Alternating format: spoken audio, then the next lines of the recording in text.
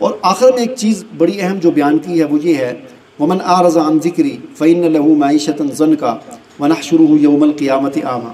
اللہ تعالیٰ فرماتے ہیں کہ جو اعراض کرے گا میرے ذکر سے جو اعراض کرے گا فإن له معیشة ضنکا، ہم اس کی زندگی تنگ کر دیں گے، ونحشره یوم القیامۃ اعمی، اور قیامت والے دن اسے اندھا کر کے اٹھائیں گے۔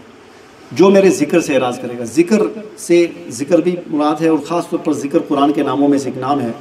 تو قرآن سے اللہ کا جو سب سے بڑا ذکر ہے قرآن، اس سے جو اعراض کرے گا، منہ پھیرے گا، تو یعنی جو اس سے اندھا بنے گا، تو قیامت والے دن اللہ تعالیٰ اسے قیامت میں بھی اندھا بن کے اٹھائیں گے۔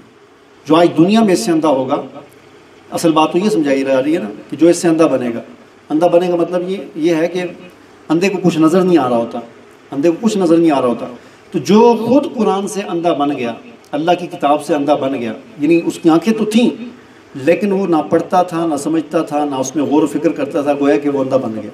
تو ہم قیامت دنیا کی زندگی اس کے لیے تنگ کر دیں گے۔ معیشتاً ضنکا کا مطلب ہے معیشت، عربی زبان میں معیشت کو بھی کہتے ہیں، جیسے اردو میں ہم معیشت کہتے ہیں، کاروبار، تجارت وغیرہ، اور عیش جو ہے عربی میں زندگی کو بھی کہتے ہیں۔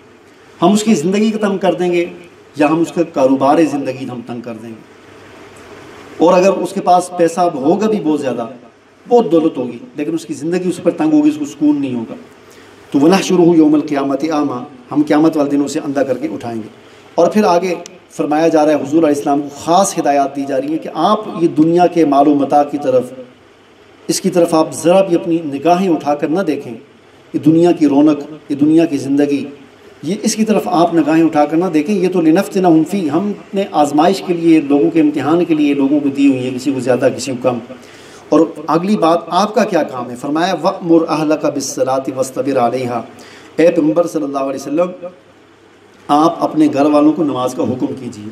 وَأْمُرْ أَهْلَكَ بِالصَّلَاةِ، آپ امر کیجیے، حکم کیجیے اپنے گھر والوں کو نماز کا، وَاسْتَبِرْ عَلَيْهَا، اور پھر اس پر صابر رہیے، ثابت قدم رہیے۔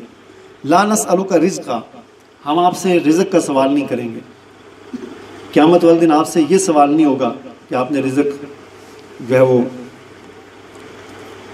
ایک مطلب یہ ہے، دوسرا مطلب اس کا یہ ہے کہ لا نسألک رزقا، ہم آپ سے رزق کموانا نہیں چاہتے۔ نحن نرزقک، ہم آپ کو رزق ہم دیں گے۔ والعاقبۃ للتقوی، اچھا انجام جو ہے متقین کے لیے ہے۔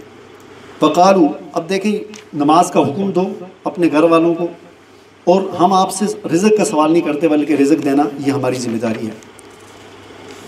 اللہ تعالیٰ سے دعا ہے کہ اللہ تعالیٰ ہمیں کرنے کی توفیق عطا فرمائے۔